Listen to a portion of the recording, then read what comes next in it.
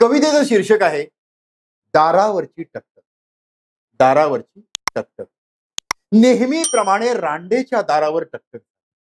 नेहमीप्रमाणे रांडेच्या दारावर टकटक झाली. कडी न घालता आधीच उघडे ठेवलेले दार उघडून तो आला.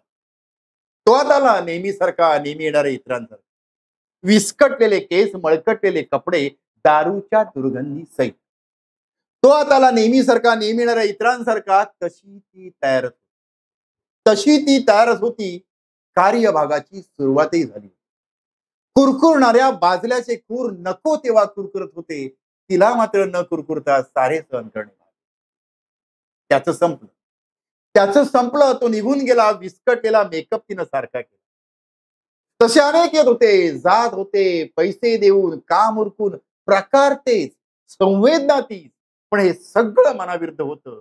हे सगळं जरी मनाविरुद्ध होतं तरी इथं कुणाला मनाविरुद्ध सुरू झाला एक दिवस चक्कर आणि ओकाऱ्या.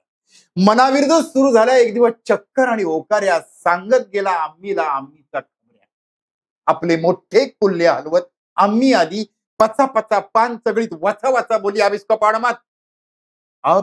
पाड़ो मत. लौंडी पैदा होगी तो काम आएगी, लौंडा पैदा होगा तो भी भड़वा काम. 9 महिने 9 दिवस पाळला गेला आम्हीचा.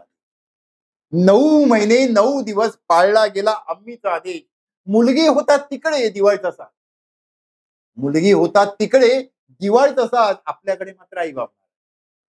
मुलगी होता तिकडे दिवाळीचा साज. आपल्याकडे मात्र आई बाप नाराज. आणि मुलगा झाला तर हाय दुर्दैव. अखेर तिनं जन्म दिलाय का लौंड्याला. पचकन थुंकत आम्ही बोली. अखेर साला दलालच जन्माला. लचकत मुरकत नाक मुरडत आम्ही निघून गेली.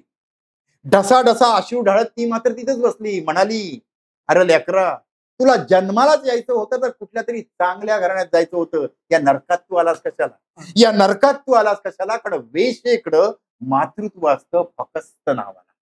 मी तुला वाढवीन, मोठा करीन, तू मोठाही होशील, पण उद्या हा समाजच बोलेल, तो बघ वेशचा पोरगा.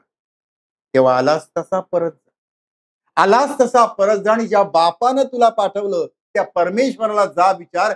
घेतलेच 10 अवतार. अरे मग हिंमत का झाली नाही तुला वेशेच्या पोटी जन्म. असं बोलून तिनं त्या निरागस अर्भकाच्या गळ्याला नख लावली. दुर्दैवानं अगदी त्याच वेळेला परत एकदा दारावर टकटक झाली. दारावर